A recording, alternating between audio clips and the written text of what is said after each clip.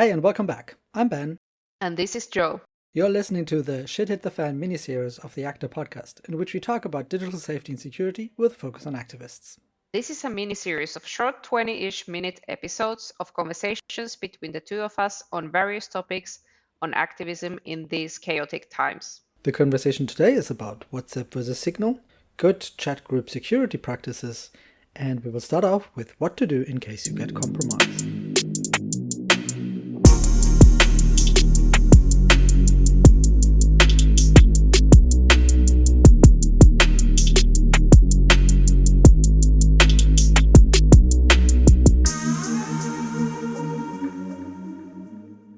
Maybe we can talk a little bit about in the case if you would get compromised, like is there any steps you can take after that in order to get safe again? Or I guess it really depends how you get compromised, right? Yeah. It mostly depends on what kind of compromise. In general, if you're an activist and that is an issue, there's by now a few organizations that help you deal with it. Access Now, I know, has a crisis telephone. There's the PXP help desk. All of these kind of services exist to do exactly that. I will not give general advice here because it's going to be wrong. I would really recommend, if you're not yourself tech savvy enough and you don't have anyone around you tech savvy enough and security enough that can help you mitigate what happened now, do contact one of these. These organizations exist to exactly help in these kind of... So that's for sure what you want to do. And it really depends on immediate thing. One thing I can say, though, is that if you followed the steps mentioned above, your phone is encrypted. Even if police had it, you didn't give them access to it. You can be fairly certain that your WhatsApp chat with the other people has not been compromised. We have cases in the US where the FBI tried to get into an iPhone from a couple of years ago, and they had to hire a special agency that still hasn't disclosed how it supposedly got into that, but they claimed they got into the phone, but it cost them millions for one phone. Usually that is not something that a police force... But that's why it's important to have it encrypted and blocked. Yeah. Because these two things are protecting you from police access, or anyone's access, actually. Yeah. And that means that just because you have been detained by the police, if both of these things stay true, so you leave police custody, you have not unlocked your phone. So, Ben, the producer here, this had been several weeks since we recorded this, and since that new information came to light that I'd like to quickly share with you, I was talking about that if you have your phone unlocked with the police, it's usually fine that if you get it back, probably nothing happened. We have seen credible reports, in particular from Amnesty International, that in the Balkans, several authorities have been using a new tool called NoviSpy, which they probably developed further from an existing tool by Pegasus, that allowed them to install spyware on phones without it being unlocked. So if the authorities that you have to deal with have been known for that, or in particular the way that they did it is they invited people to police force for a conversation. It was usually 2-3 hours. And then they took away the phone. And even though the phones were logged, after the conversation, and when the people got back the phones, the activists got back their phones, they would find new apps installed that seemed to be not requiring, obviously not suspicious, but like just require accessibility settings and that kind of stuff. However, they were not installed before. And if that is something that happens in your region, even a locked phone, if given to the police without your oversight, probably means it has to be considered compromised afterwards. That is a recent report that we got from Amnesty International in December last year. So take that into advisement if that is something that is legally possible or something that the authorities that you have to deal with do. In that particular case, I would recommend going to these meetings either without your phone at all, which is generally probably a good idea, so that they don't even have the accessibility to that. If they invite you and specifically ask you afterwards that you bring your phone, you know why. But if that is not an option, again, take a dumb phone. Create a second contract, take a prepaid phone, take a $20 dumb phone where you just have like a few phone numbers that you want to call the cab company that takes you home or whatever you need, and stick with that. We apparently have to assume this is not possible. Back to the show. In that presence, they might hold on to your phone, but you can be fairly certain they will not get access to Signal messages. And therefore, not everybody has to leave that chat room, go into different... That's not really what happened. So that is something that very often happens. And the reason I'm making so aware is that very often many measures that organizations take to threaten you or to take you down are not actually to cause harm, but to disrupt your flow. Yeah. Right? Yeah. So if they can make you stumble and believe that your WhatsApp group is compromised, you all leave, you're not able to continue organizing. Yeah. Which is actually their end goal. So understanding whether that has actually happened or not is important, because otherwise you're going to take measures. And I've seen groups take this measures and then be off for months after that, which were not necessary. Yeah. But then regrouping, reassembling, all of that kind of stuff is going to cost you time and energy. Yeah. So don't do anything don't panic. Most importantly, don't panic. Go to the crisis groups. They will help you figure out what you actually need. Yeah. Hi there, this is Ben. You might know that we are also building an actual application with many of these principles in mind, which is called Actor. You can find it at actor.global. And I just wanted to take a short moment here to let you know that we've just recently published a major update to Actor.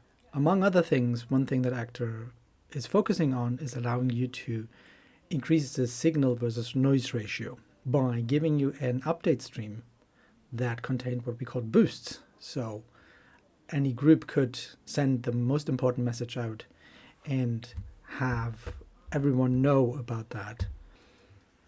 And in the latest release of Actor, we now have a second type of update that you can push, which is called a story, which you might know from Signal or from WhatsApp, where you can do most of the same stuff that you can do in a boost, but it's more accessible for more people, and it's not going to send push notifications. However, it allows you to share more of a social update to others. It shows your username as well, and it can act as the social glue for your group, allowing you to see who else is up, what is happening, without having too much noise added to the system.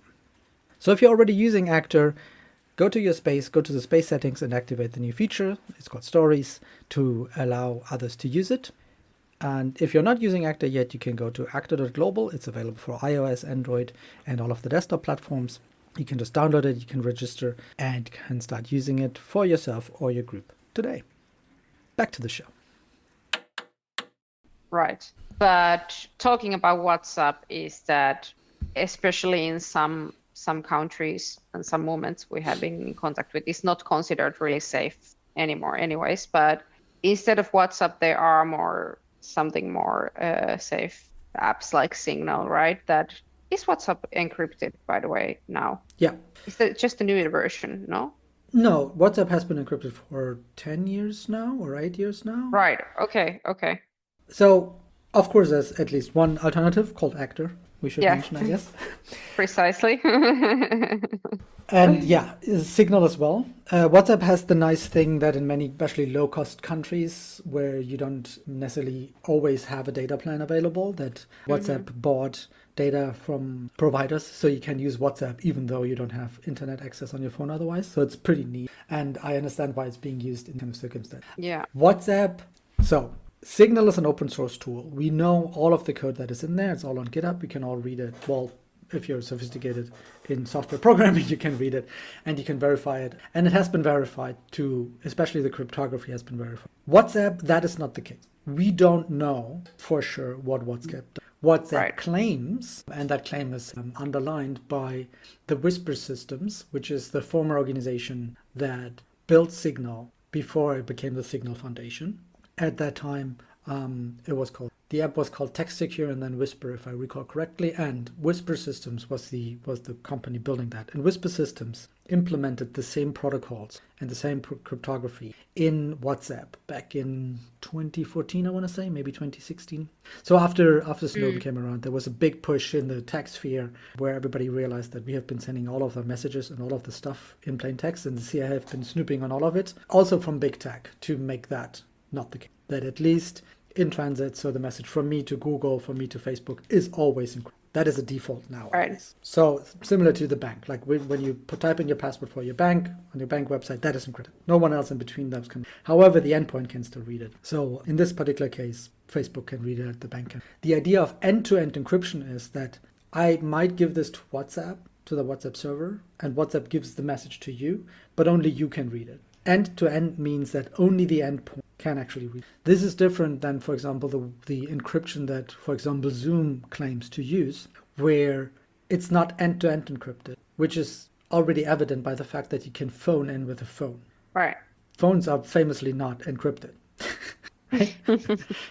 And so if that means that I can phone someone in Zoom and be part of that call, it means Zoom does decrypt that information and hand it over to that person on the phone call in audible sounds, which means it's not end-to-end encrypted. It might be encrypted in terms of from me to Zoom and from you to Zoom, but Zoom has it. Another evidence is that Zoom can record it, which Zoom wouldn't be able to do if it was encrypted. And so WhatsApp claims to have the same end-to-end encryption properties as Signal does, and that has been backed by the previous organization that built Signal. And so far, public statements have concurred that that is true. However, there has never been an external audit. We don't know for sure. We don't have proof about that other than their claims. That said, I think it would be really horrendous if it came out that was not the case for the organization behind that, which is now Meta. They have been doing terrible things. Like they bought WhatsApp and said, we're not going to connect it to Facebook. And then it took only a couple of years and then they connected it to Facebook. And then they were like, yeah, but we're not snooping on your metadata. And now they're snooping on the metadata. And yeah, we're not going to do ads was the last thing. And I'm like, okay, we're sure going to see ads soon. We already have like these weird brand channels now that are being pushed through the communities and that kind of stuff. So there's definitely shady stuff going on in WhatsApp. I don't want to say that it's not. But the idea that even Facebook can read your messages, I doubt that. There's not much value for them in that in the first place. And they've made the claim that they can't. So if it was the case, it would be really bad. So if you use WhatsApp to organize and you have good reason to not use Signal, for example, because you're in a space where it is not possible for everyone to use Signal because they don't have a data plan, it's probably better to use WhatsApp, and you're probably safe from local police force if you do the aforementioned. And that is where the problem arises. The behavior of WhatsApp and its goals are not in line with you as Signal as a non-profit foundation that has the goal to have private communication available, has built the entire app around that idea. WhatsApp initially did so too. One of the former founders of WhatsApp went on and is now actually part of the people funding Signal. But that was back in a time when WhatsApp was not encrypted. However, there's several things within WhatsApp that make it not great for that purpose. Number one, most importantly, it keeps pushing you to make backups of your chat. And unless you explicitly enable specific features while you do that, they will be backed up in plain text on a Google server. Yeah. So all of the messages that you send it end-to-end encrypted from me to you, I will put that as plain text, basically as a Google Doc to Google for them to read. Right. That's what happens. So this is one thing. The other thing is it automatically takes all of the pictures that are sent to you and puts them into your local files, images folder. Which means if your phone is not end-to-end encrypted, even if your WhatsApp is encrypted, if your phone is not encrypted, police can read that. All photos ever sent to you, even if you never opened that chat, all of these photos are available for the police, right? So that's definitely all behaviors that you would not consider, that you would not expect to happen from something that takes security at its core. And WhatsApp doesn't. Right. For them, at a time, it was a trend and a feature to have end-to-end encryption, and now they have put too much money into that back to pull it back, at least for now. But if you have the choice, I would definitely go for Signal. Yeah. Also, because Signal, it took a while, but now they have the ability that you can use the username system rather than the phone number, and so you don't have to share the phone number with everyone anymore, which is clearly a security problem. In WhatsApp, you still have everyone's phone number for everyone you have ever been in a chat with is connected to you directly. Yeah. And anybody who gets access to that phone or that WhatsApp can get all of that list. So that's clearly not great. Yeah. Phone numbers have been shown to be a very good identifier. Apparently, we use them, we keep them longer than bank accounts, I heard, was a study recently, or maybe last year or something, that you can identify people better with a phone number. We keep them over phones, we keep them over generations of phones. So my dumb phone, I still have the same phone number today. So that's something you don't want to leak if you don't have to. And so, if you can use Signal or Actor instead, use that for sure. Yeah. And that's also one of the reasons why in Actor you don't need to put your phone number, right? and neither email or... Yeah, exactly. Thoughts behind that. So we're doing a lot of things that Signal also does. We are encrypting everything. Even if your phone is not encrypted, everything that you have ever received within Actor or Signal is encrypted on the phone. Only once you actively store it somewhere is it going to be available. We don't even need a phone number. And there's a few others that also avoid that. It makes a bunch of things harder. So if you lose access to your account, if you don't have a phone number or an email address as a backup, we have very few ways of verifying that you are you and give you back your account. That is why Signal still uses phone numbers for registration and authentication. But Signal and WhatsApp, both of them, using that mechanism isn't really a big problem, because I mentioned before that SMS isn't safe, right? Because police, when they would get that, and they would be able to clone your phone and get your phone number and sign up with your phone number with Signal and therefore get your Signal access, they cannot see your old messages. Old messages are not being, because the encryption happens with your end device. And both WhatsApp and Signal actually show you a message that the security access of a phone number has changed if you're in that chat. You might have seen that if people switched phones, that you will see that happen. If you have that stronger security problem, your threat assessment figured out, I really cannot accept that somebody might be cloning any of the devices and get access to Signal through that means. You can even verify specific devices. You can click on a person and say, show me the verification code, and then ask them physically to be next to you, and they scan that as a QR code. And you can be sure that that is the device. Actor provides the same similar feature of verification. WhatsApp, I am not 100%. I've not. As I'm using Signal and Actor for more concerning things, I've not tried to harden my WhatsApp. I'm not sure if they do. Could be, but it's a good chance not. I know they show the message that the device, and similar to Signal, they're not giving you access to old messages unless you have your own backup. So it can't be used by police to say, but you planned something, unless they have been in the conversation. We have been providing quite a lot of information. Do you think there is anything else we should touch upon? I mean, so the one thing that might be, we didn't touch on group security. So maybe I'd like to mention that, because I was focusing a lot on individual security, but the problem also comes, like if you have a WhatsApp group or a Signal group, both of them allow now that you can share a link and you have public access, so that anybody with that link could access. You probably want to think about security access control. What does that mean? It means that in general, in security circles, you think of places where a lot more people have access to, because it's a less secure area than other areas. Think about how your password manager that you would use for your team, you would only have a few people have. Not any rando that comes into the chat says like, hey, give me the password for the password manager, will get that password for that password, right? Because both of them are so chat-centric, we tend to use just one chat, and then we want to grow, so we invite everybody.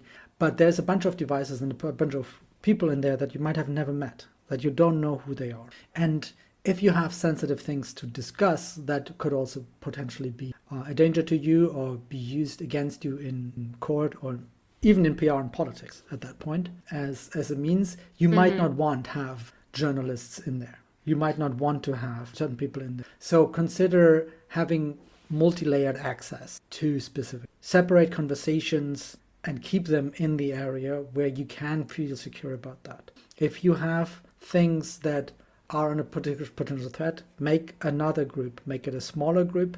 Only everyone you've actually physically met, that you've confirmed, ideally like via both devices, that it is their device. Notice if in that chat it says, hey, something in this security changed, and confirm with them, probably in person, ideally. Keeping more sensitive things secured in a second group. Having public group is probably a good idea, also for allowing quick spreading of information and growth, but splitting things up into several subgroups. So this is something that Actor actually encourages, also in order to split up information and not have everyone overwhelmed with all of the information all the time, to create smaller groups that are more dedicated to specific things, and then also lock them up more. So the closer you get to the core, the more important thing and more sensitive things are, the fewer people you want to have access to that by design. And you only want to share specific things out of that to other groups. And that's not trying to be exclusive. That's not trying to creating an in circle, that kind of stuff. It does sometimes happen a little bit,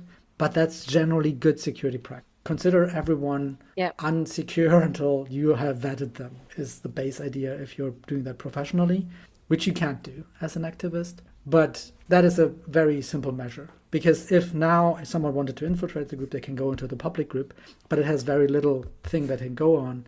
And then you need to show up to several meetings, be actively involved, get really in there, like being a really good operative that tries to really get in there over multiple months. And that makes it expensive. And then the economics dictate that also police doesn't have as much money anymore compared to the 70s to run their operations. If that just takes a couple of months, they're going to pull the plug, right? So that's a very, very sensible thing to do. Yeah. Secondly, for that, especially for that second group, make sure that if you're now, after hearing this or seeing this, be the most educated in the group, that everyone else follows these security practices as well. Because we have the problem of the chain is only as strong as the weakest link. So that makes it also a smaller group, easier to keep secure because you have more access to all of these links. But if then you have people in there that do not encrypt their phone and do not have a PIN code on them and they get arrested, then that entire group is gone. And that is a lot more disruptive. So take that time, make sure that is, and probably you want to do that on that. Yeah, definitely. Or again, actor. Exactly. All right, thanks a lot. All of that was really helpful. Hopefully, for those that didn't know this information, and maybe already if you knew some, there might have been some new things as well. And that was it for today. Short and sweet as usual. Don't miss our other episodes of this mini-series. Subscribe to Digital Activism wherever you get your podcasts from. By the way, we are thinking about changing the name of the podcast, so if you have any ideas or suggestions or any other comments, let us know, either by the Actor app or email us at podcast@actor.global.